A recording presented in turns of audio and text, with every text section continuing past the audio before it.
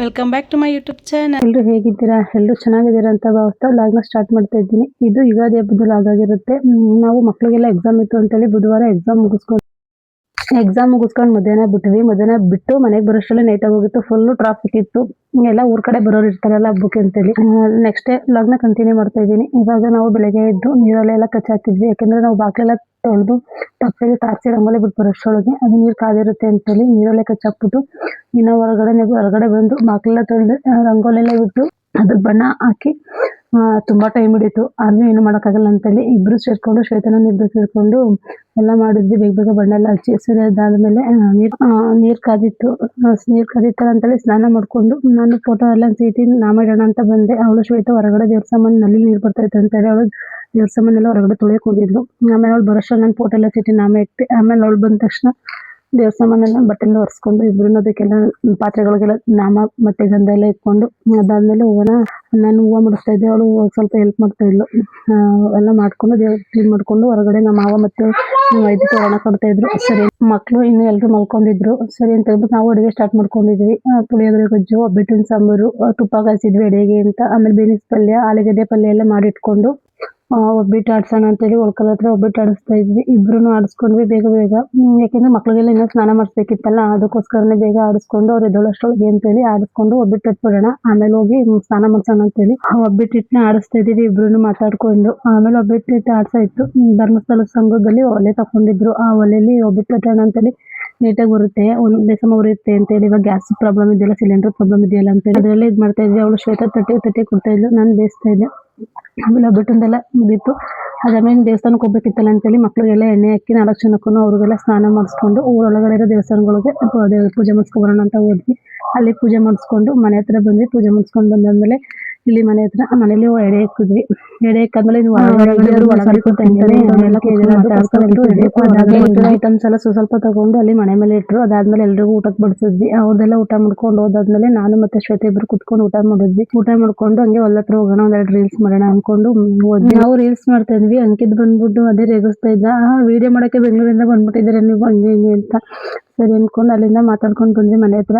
ಯುಗಾದಿ ಹಬ್ಬದ ದಿನ ಒಂದು ಆಟ ಚೌಕಾಬಾರ ಆಡೋಣ ಅಂತೇಳಿ ಆಟ ಆಡ್ತಾ ಇದ್ವಿ. ಚೌಕಾಬಾರನ ರಂಗೋದ್ ಬಿದ್ದಿಗೆ ಬಂದ್ವಿ. ನಮ್ಮಪ್ಪ ಮಾರಮ್ಮಂಕಲ್ಲಿಗೆ ಒಂಬಳೆ ಕಟ್ಟಬೇಕಾಗಿತ್ತು, ಅದಕ್ಕೆ ಎಲ್ಲರೂ ರಂಗೋದ್ ಬಿದ್ದಿಗೆ ಬಂದಿದ್ವಿ.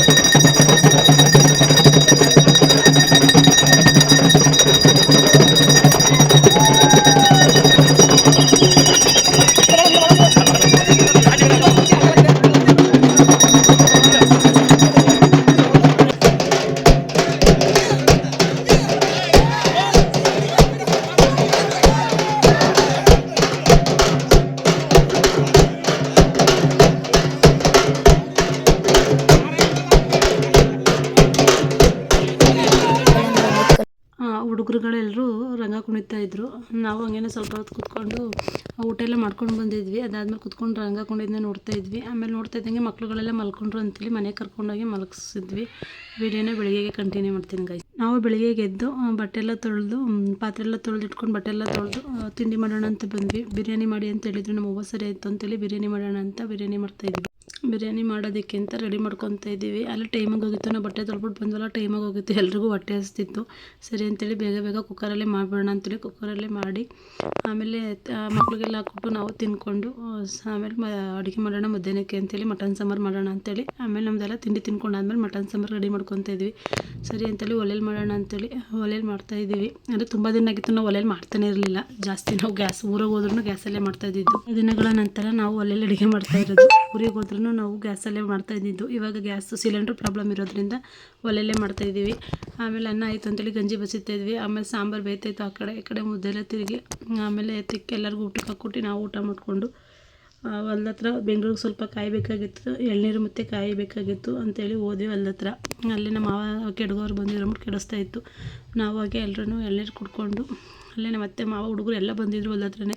ಕೈ ಮತ್ತು ಎಳ್ನೀರು ಇಬ್ಬರು ಶ್ವೇತನ ಇಬ್ಬರು ತೊಗೊಂಡೋಗಿ ಮನೆ ಹತ್ರ ಹಾಕ್ಕೊಂಡು ಎಲ್ಲ ಚೀಲಕ್ಕೆ ಹಾಕ್ಕೊಂಡು ಎತ್ತಿಕ್ಕೊಂಡ್ವಿ. ಇನ್ನು ಯಾಕೆಂದರೆ ಬೆಂಗಳೂರು ಬರೋದಿತ್ತಲ್ಲ, ಮಕ್ಳಿಗೆ ಎಕ್ಸಾಮ್ ನಡೀತಾ ಇತ್ತಲ್ಲ, ಹಬ್ಬಕ್ಕೆ ಅಂತೇಳಿ 2 ದಿನ ರಜೆ ಇತ್ತಲ್ಲ ಅಂತೇಳಿ ಊರಿಗೆ ಬಂದಿದ್ವಿ. ರೆಡಿಯಾಗಿ ನಾವು ಇವಾಗ ಬೆಂಗಳೂರಿಗೆ ಹೋಗೋಣ ಅಂತ ಹೊರಡ್ತಾ ಇದ್ವಿ. ಇವಾಗ ನಮ್ಮ ಅವ್ವ ನಮ್ಮ ಅಪ್ಪ ಇಬ್ಬರು ಮಕ್ಳುಗಳು ಎಲ್ರಿಗೂ ಮುದ್ದು ಕೊಡ್ಕೊಂಡು ಮತ್ತೆ ಯಾವಾಗ ಬರ್ತೀರಾ ಅಂತ ಕೇಳ್ತಾ ಇದ್ರು. ಹಂಗೂ ನಮ್ಮ ಅವ್ವ ಅಳ್ತಾ ಇತ್ತು. ಅಂದರೆ ಇವಾಗ 2 ದಿನದಿಂದ ಮಕ್ಕಳೆಲ್ಲ ಮನೆಯೆಲ್ಲ ತುಂಬ್ದಂಗಿತ್ತಲ್ಲ, ಇವಾಗ ಅವ್ರಿಬ್ಬರು ಹೇಳ್ತಾರಲ್ಲ ಅಂತೇಳಿ ಹಂಗೂ ಸ್ವಲ್ಪ ಎಮೋಷ್ನಲ್ಲೇ ಆಗೋಯ್ತು. ಸರಿ ಅಂತೇಳಿ ಬೆಂಗಳೂರು ಕಡೆಗೆ ಬಂದ್ವಿ. ಇಷ್ಟೇ ಗೈಸ್, ಈ ವಿಡಿಯೋ ಇಷ್ಟ ಆಗಿದ್ರೆ ಲೈಕ್ ಮಾಡಿ, ಶೇರ್ ಮಾಡಿ, ಕಮೆಂಟ್ ಮಾಡಿ, ನಿಮ್ಮ ಫ್ರೆಂಡ್ಸ್ ಫ್ಯಾಮಿಲಿಗೆ ಶೇರ್ ಮಾಡಿ.